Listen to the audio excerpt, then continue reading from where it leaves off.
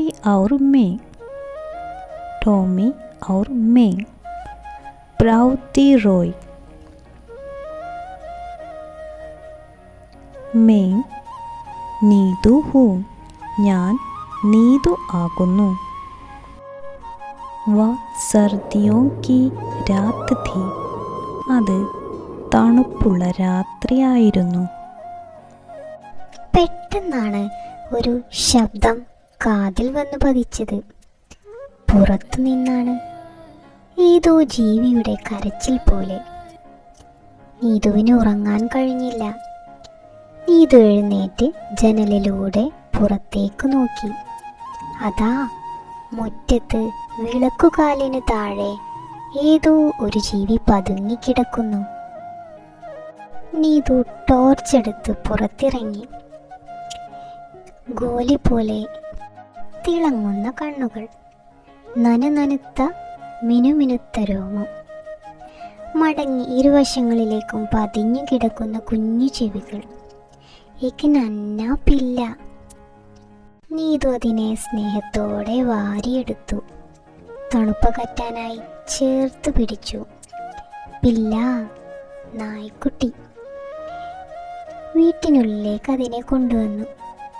മിനുമിനുത്ത രോമങ്ങളുള്ള തലയിൽ പതുക്കെ തലോടിക്കൊണ്ട് സ്നേഹത്തോടെ നീതു അതിനെ വിളിച്ചു, ടോമി.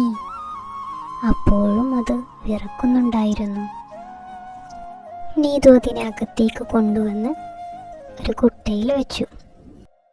പതുക്കെ തലോടിക്കൊണ്ട് ലാളനയോടെ പറഞ്ഞു, ടോമി സോജാ, സോജാ, ടോമി ഉറങ്ങിക്കോളൂ, ഉറങ്ങിക്കോളൂ.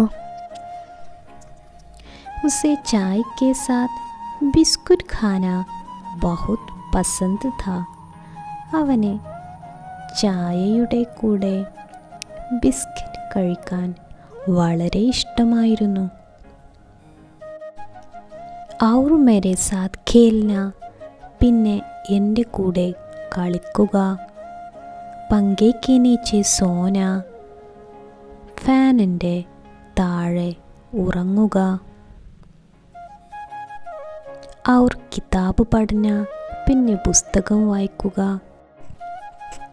उसे मेरा बाहर जाना बिल्कुल अच्छा नहीं लगता था.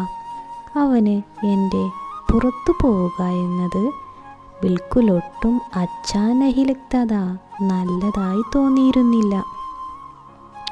ഹം ജബ് സാത്ത് ഹോത്തെ, ഞങ്ങൾ എപ്പോഴൊക്കെയാണോ കൂടെയുണ്ടായിരുന്നത്, തോ ബഹുത് ഖുഷ് രഹത്തെ, അപ്പോഴെല്ലാം വളരെ സന്തോഷത്തിൽ താമസിച്ചിരുന്നു.